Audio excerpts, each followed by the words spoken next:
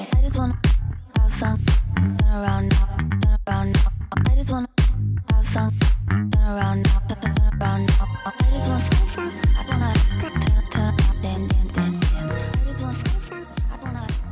For the details, baby. Hola, it's me, Didi Fuego. Welcome to another ravishing episode of Behind the Heat. For those of you joining me on my channel now, welcome. This series is where I speak about the creation of the looks that I brought to RuPaul's Drag Race Season 18. The looks were not seen on the main stage of RuPaul's Drag Race, but I still spent so much time making them, so much energy and so much of my heart and soul went into every single look. And so even if you're not seeing me on TV every Friday, I think seeing me here on YouTube is still worth something. Thank you for being here, and don't forget to subscribe if you haven't already. But let's get right to it. Welcome to Beige Against the Machine, Behind the Heat. Let's go.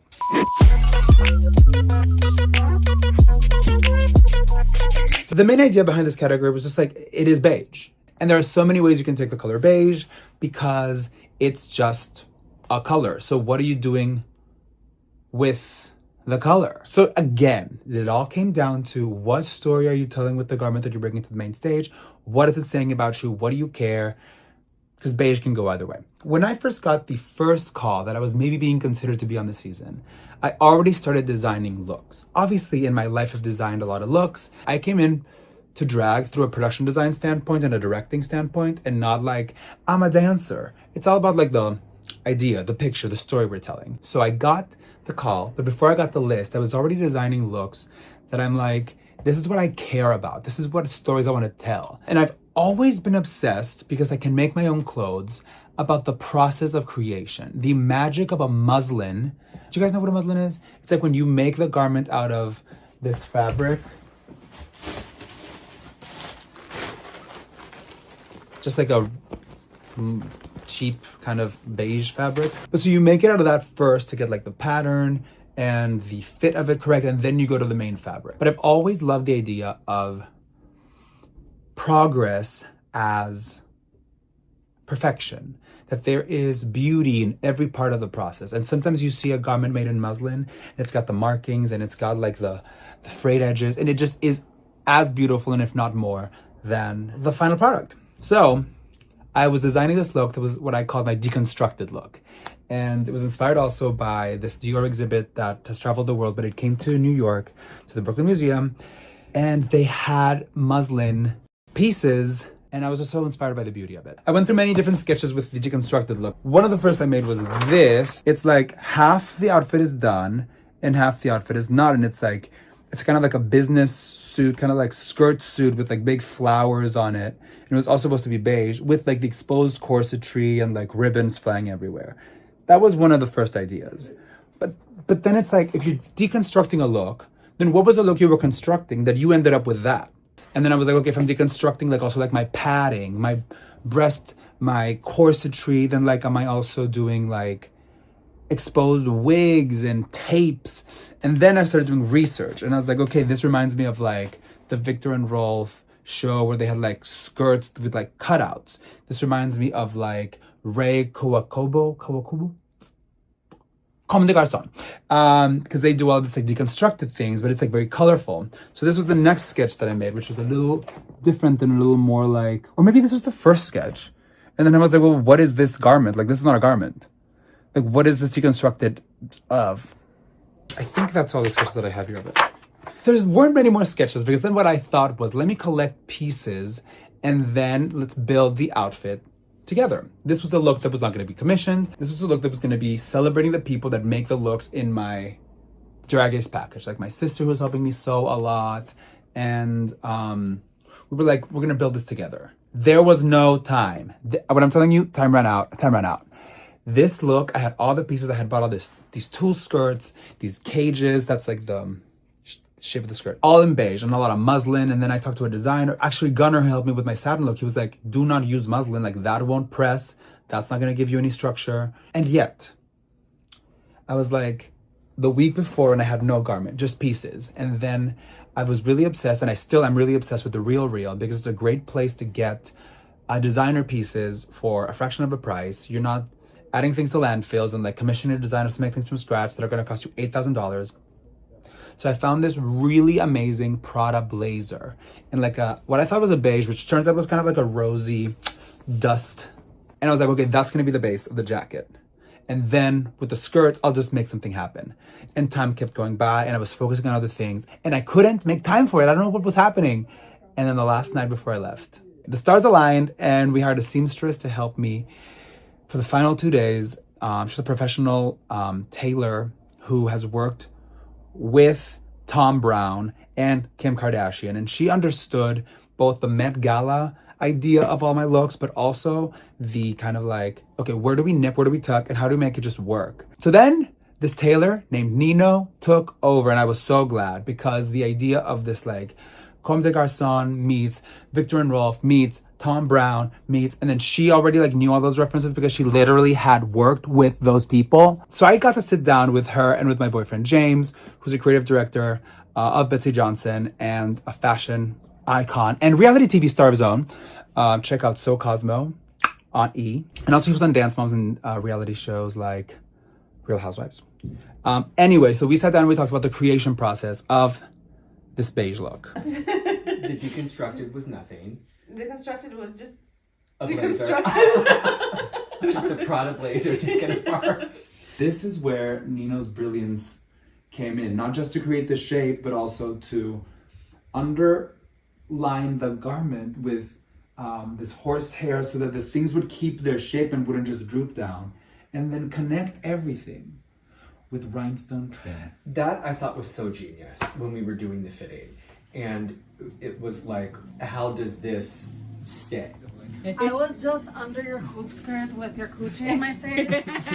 I think what was important throughout all this process, creating the looks that we created, that you were so involved in the creation process. It was so useful to have you, to work with you in the same space. Yeah. So when I would need you, we would be like, we need a fitting right now. Yeah. And so you can try it on. Yeah, then we could brainstorm together, and both of us would be like, no, we're not adding anything anymore, but like, or changing something. It was very helpful, and I think without it, it wouldn't happen. Okay, here is the look. Yeah, check the tag, honey. Check the tag, Prada. We added a lot more of these bedazzled rhinestone safety pins and jingle jangles because we were inspired by what Nino did to connect some of the seams with the rhinestones, and also inspired by the jewelry of Jennifer Behr, which had all of these dangling rhinestones and star shapes.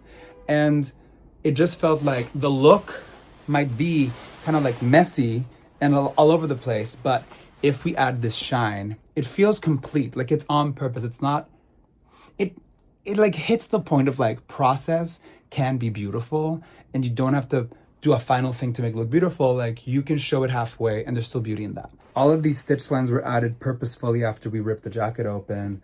This muslin up the front, she added the red lines, which is like tailoring markings so that you know like where to connect to the next thing, I believe. But all of these things were added after. We really deconstructed this Prada garment. I'm so sorry, Prada. But if you like what you see, send me more and I don't know, wear it proudly. A big breakthrough also in the look came from working with Amy Farid to create the hair. The wig was very important because it had to reflect to me the idea of deconstruction and process. And it was not like a beautiful, stunning look with like beautiful, stunning hair. It was like the dress is in parts. It is deconstructed and yet it is beautiful. And so the hair had to reflect that too. It is deconstructed. It is askew and yet it is beautiful. And that's what I wanted to kind of tell with this look. I struggle a lot with process and putting pressure on myself for perfection. And this look to me represented this like freedom of like, don't judge the journey. There's never perfection, it's just like progress. And then you just stop and then you just show it. So working with Amy was amazing. She's also done my matador hair and my shake, shake, shake Mexican braids. And working with her is a dream. She used my references to invent this world where there's like a bun of hair, but it's like back, and then you can see the lace cut with these iconic pins. The Jennifer Behr team gave me these hair clips and these other really cute pins. Oh my god, I don't know where they are. I mean, the wig is here, but I don't want to take it out, but you can see it. Let's have a moment, because the wig really elevated everything. And then all of these rhinestone accessories by Jennifer Behr really took it up a notch. I mean, look at these earrings. And a clip-on because I'm not pierced. I mean, this look, which is all about process, all about fabric and creation and tailoring, I thought maybe the look should be photographed at like some design studio, like an atelier, like fabric flying and machines and like people like as if it's actually like in the process of being built, and yet like I'm like final. But that didn't come to pass. I didn't find the right location. But then I thought like the other part of process is fabric, and there are so many different textures on this, and ding ding ding, I thought of Mood Fabrics, if you don't know, is one of the most famous fabric stores, I guess, like on earth. And I got a lot of my fabric for my package at Mood. I got to work with one of the photographers that works on shoots for Steve Madden and Betsy Johnson. And we got to create a kind of high fashion, moody set in the very kind of like fluorescent bustle of Mood. And I am so grateful for the photography. I hope you like them. I'm very proud of it.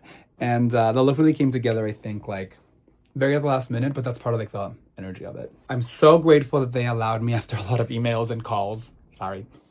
Good morning. It's 6 in the morning. Time to shoot the Beige Against the Machine look. So excited because we're doing it. Oh my god, I'm so oily. Well, I mean, that's the point of showering, right? We're doing it at Mood. Look at this. She's so beautiful. She's so cute. All I gotta say is thank you, Mood. Thank you, Mood. Thank you. Let's go to Mood now to see the photo shoot. Je suis sexy, genre je le sais pas. Monte dans l'avion direct, aéroport. J'ai pas beaucoup de cash, ça ne va pas. Mais j'ai ce truc qui frappe, Dua Lipa. Je suis sexy, genre je le sais pas. Je monte dans l'avion direct, aéroport. J'ai pas beaucoup de cash, ça ne va pas. Mais j'ai ce truc qui frappe, Dua Lipa. Une lady. So that was a Mood shoot. This was my Beige Against the Machine look. And this was another episode of Behind the Heat. So don't forget to subscribe. And I hope you like what I'm serving here, because telling these stories is very important to me. And thank you for being a part of the journey. So see you on the next one. Wait, what's the next one? Oh my god. Oh, double the trouble. I'm so excited. Okay, I can't tell you nothing, but I'm very excited about the next one. And I will see you there. And also check out my interview show, Deep Dives, early outs right now, because I'm very proud of that series too. I get to talk to queens from past seasons and share their stories with you. Okay, adios. I love you all so much. Thanks for joining. See you in the comment section. It's a conversation as always, and I'll chat with you there. Gracias. Adios. Beige. What is it about you? You're so beautiful, so beige. Against the machine. What machine? Where is the machine?